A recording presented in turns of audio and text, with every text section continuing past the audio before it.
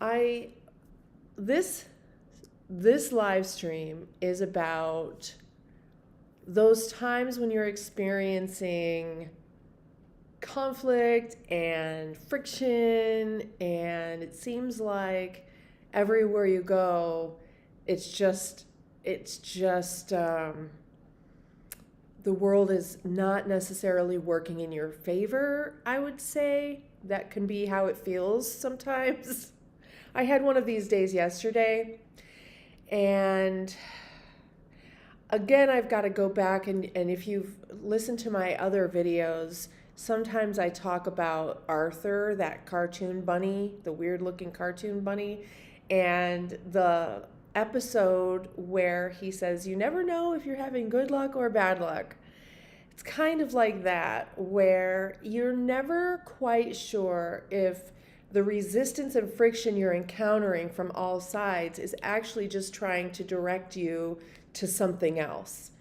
And I implore you to try to take it that way. In the moment, how do we deal with those things? Okay, yes, patience. But what if your patience is being tested? What do you do? Well, the first thing you want to do is breathe. And I think this is the mudra that will really, really help connect and open up your breath. Correct me if I'm wrong. If you know mudras and this isn't right, let me know. But give it a couple of minutes. Really breathe. That inspiration can help calm and redirect and center and balance everything that you are doing and experiencing. And sometimes a situation just needs some air. It doesn't need you to keep pushing through. It just needs some air. It just needs to take a beat or a breath. So that would be the first thing I would say to do. So here's what happened yesterday, and the specifics don't necessarily matter, but you might say, "Oh my gosh, yes, I've had a similar experience." So I ended up getting a flat tire, right? If you watched my video on teachable moments and using every opportunity to engage your children, if you have kiddos, in and teaching them how you deal with situations that are kind of a pain in the butt, and keep you calm and all of that good stuff. So you know that I bumped a curb that had a weird cutout corner in it, and I was like literally going 1 mile an hour, maybe 2, and it punctured my sidewall. So that was kind of a pain in the butt. So yesterday I was going around. I'm like, I'll get up early and just go get a new tire put on. So I go to Big O Tires. And now, a little backstory. I've been working on cars. I started working on cars in about 1989. Okay, my dad is a master mechanic, and that's when I started taking my car. I had this great little 1984 944 Porsche, and I started taking it into his shop, and he would help me work on it. So, and he didn't just do it for me or stand next to me and say, "Do this, do this, do this." He bought me a Chilton manual, if you know what that is. It's the big, thick manual of each car and all the schematics of every system, what to do if certain things go wrong. And he would help me find the page that I needed to read, and we'd read it, and he'd say, "Okay, so now do this and this and this, and then come get me." So I'm there with the Chilton manual and the tools, and I've got to figure this out myself, right? So I had that car for probably 12 or 15 years maybe, and trust me, I damn near rebuilt that thing. And then over the years, I've had other old cars. I only started buying new cars less than 10 years ago because I had kids and I really needed reliable transportation. But before that, I didn't want a newer car. I wanted an older car that I could work on myself, because everything nowadays is computerized, and it really limits what you're able to do. So I'll show you. I mentioned it the other day. This little toolkit right here. I have actually fixed my car, my old car that I had before, actually before the one that I'm driving. It was a little old 1992 Mercedes 190E. And I got stuck in a traffic jam in in the Hollywood Hills in Florida on, like, I don't know, Los Feliz Boulevard, basically Sunset. It's only 2 lanes and the lights turned red. It's rush hour. Nobody's moving for like 3 lights. And I can see the gas station and I can see my temperature going up and up and up. And finally I blew a heater hose. And then I was able to pull in to the parking lot. And what I did was I took out this knife. I spliced, well, no.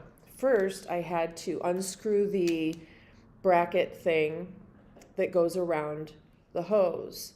Did I? Because the hose was split. It split, but it didn't come completely done. So this is a screwdriver. This is the Phillips head part of it. See that one on top right here. I had to unscrew the bracket, and then I had to splice the hose, and it was the big heater hose. And I cut off the part that was split, snugged it back on, and screwed the bracket back together, put more water in it because I didn't have any coolant on me for whatever reason. Of course, I should have, I guess. But I just put some water in it, and then we were able to get to where we were going.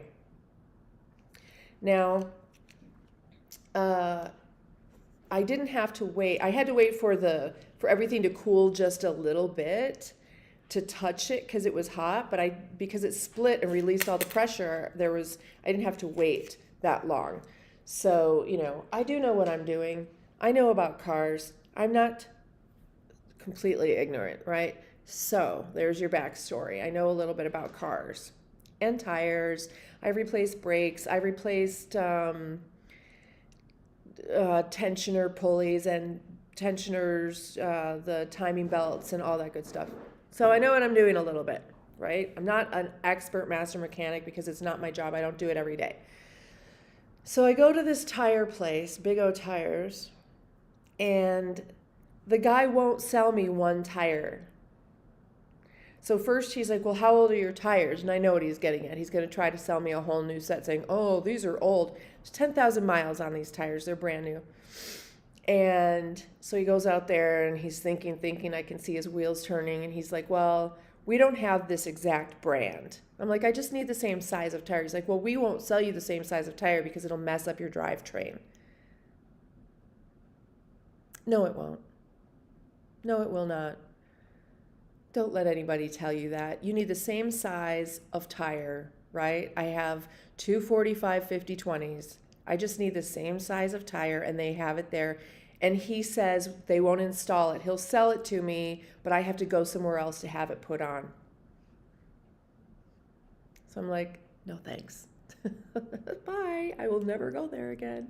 So then I go over to Tires Plus.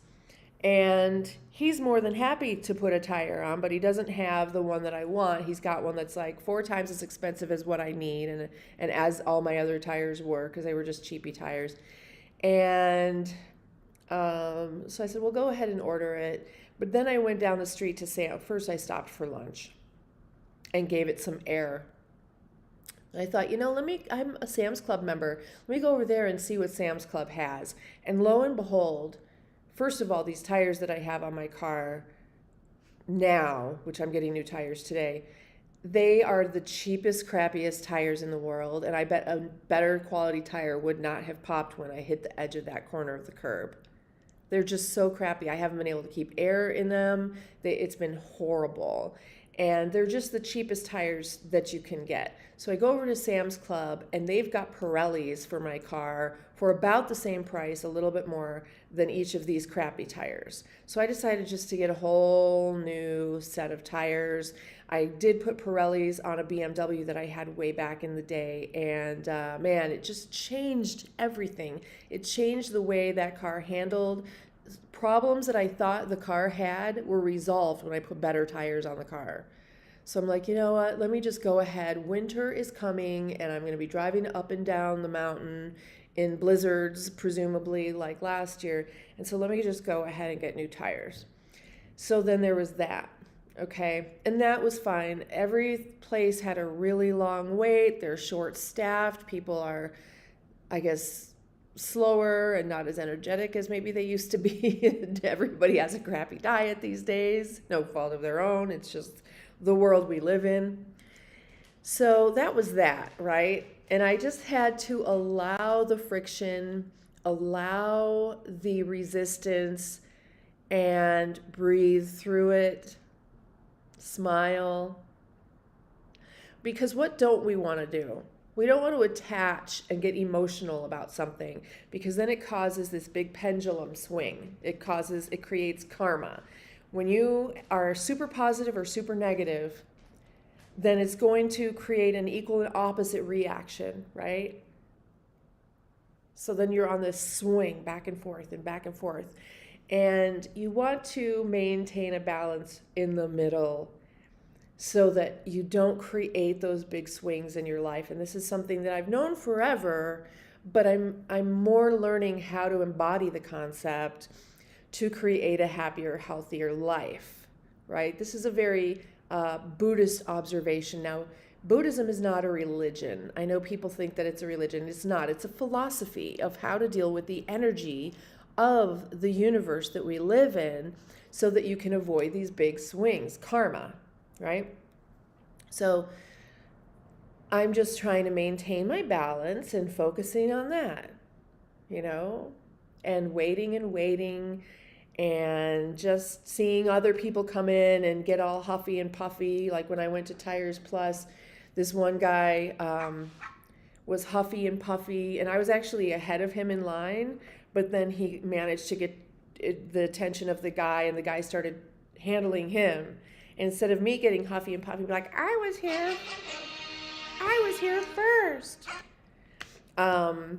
I just observed him getting huffy and puffy. And I wanted to say, sir, but I didn't. What am I going to say to this guy? So I just observed him, and I just gave him a little blast of energy. Just boop, protected my own energy from his energy, and boop, gave him a little blast of positive energy. Maybe that would help throughout his day. Maybe not. I don't know. So anyway, then I went to Sam's Club and handled it there. But then later I got a call. I run a business. My phone's always ringing, especially when I do these streams. So I got a call. I had a booking a couple of weeks ago. Someone booked for today. And they knew that it was going to be more for more people. So they said, we've only got 3 people. So they got the 3 people rate. So then yesterday someone calls about that booking, and they're like, okay, well, we've got more people. Okay, bye. And I guess thinking that they were beating the system or something like that. So then, of course, I sent them the balance that they have to pay before the ride, and they did. But, of course, my little red flags pop up, and it's like,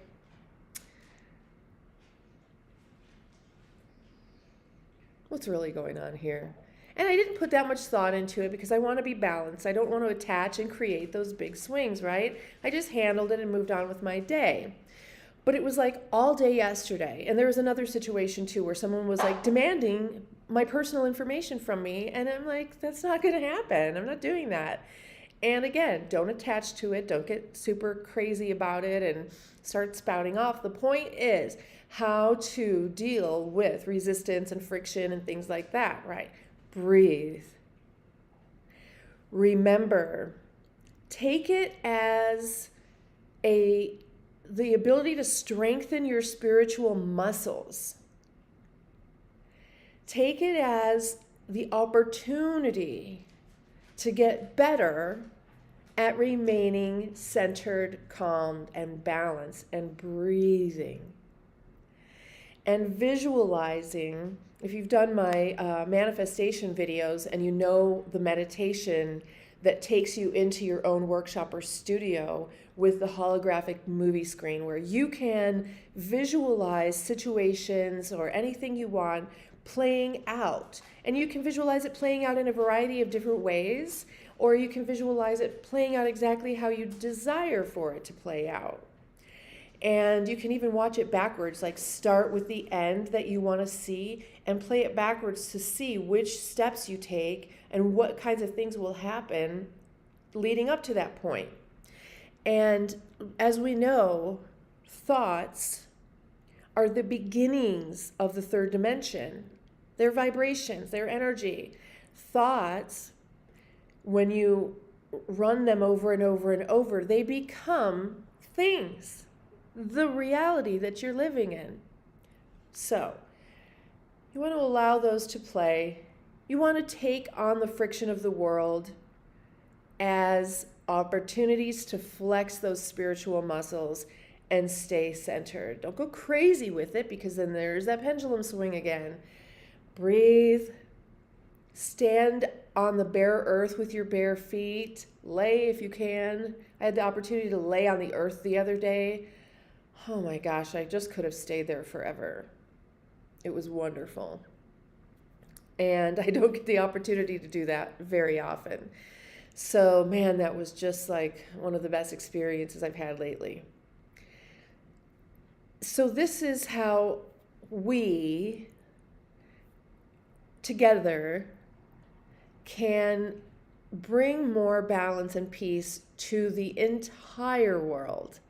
Do my manifestation meditation video. It's guided. I take you right through it.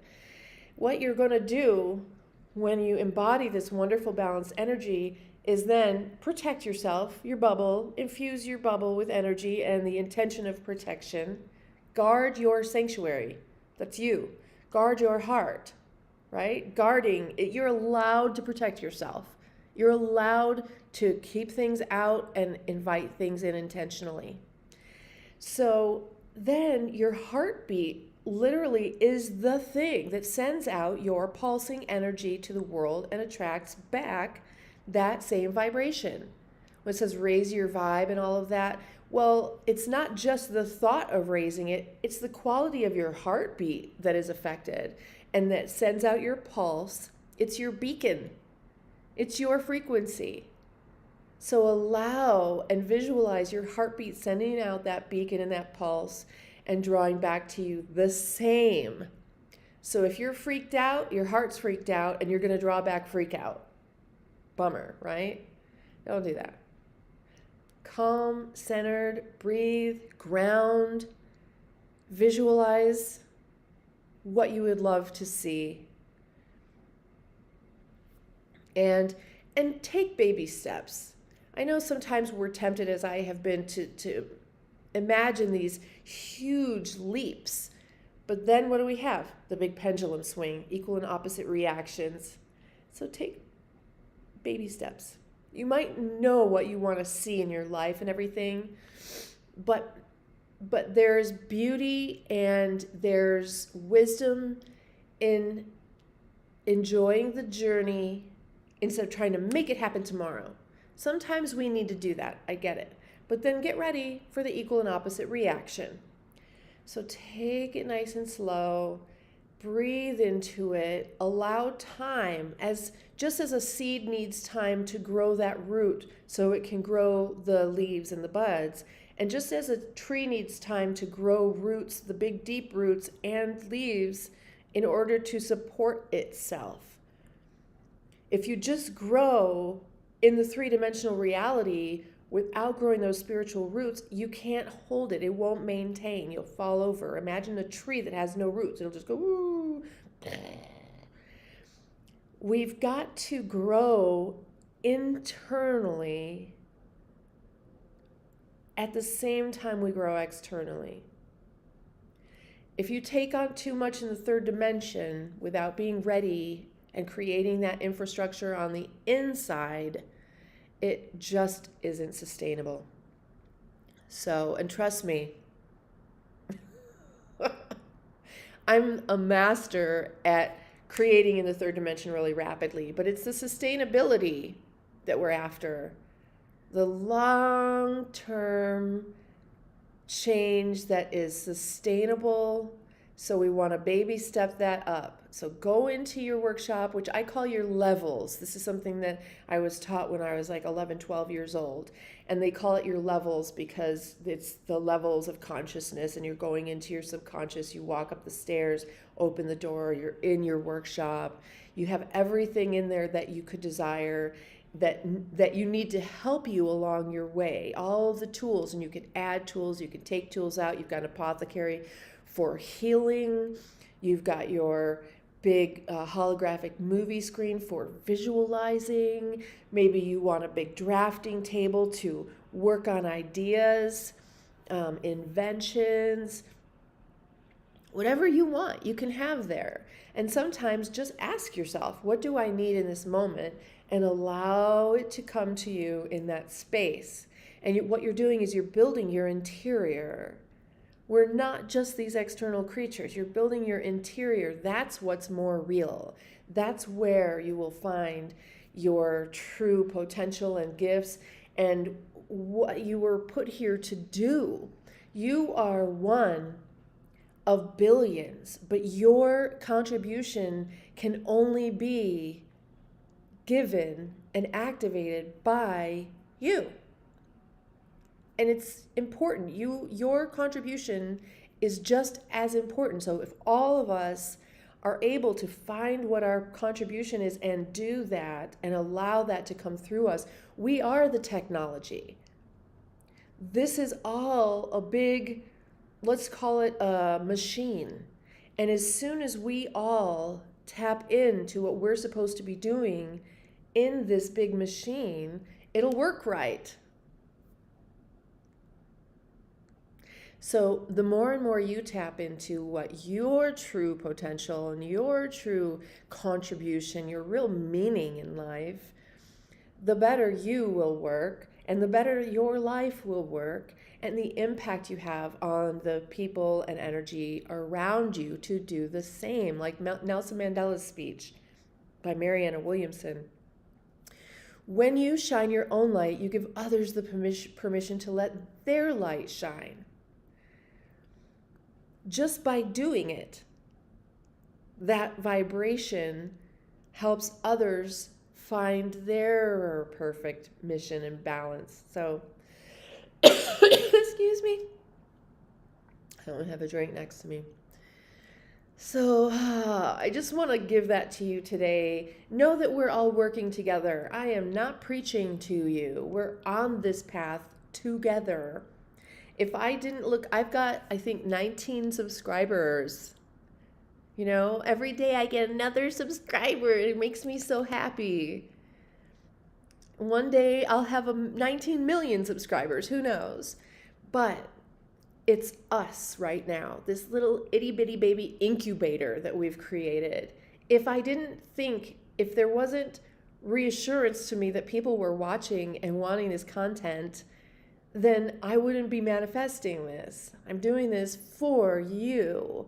And so I really thank you deeply, deeply. Please subscribe, like, share, hit the bell for notifications.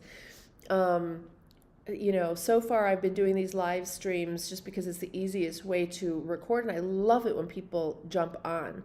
And I'll continue to do that. And by all means, in the comments, your input and your expertise matters to me and everyone else. And if there's something that you would like some content, a video about, just speak up. I'm happy to do it if I can.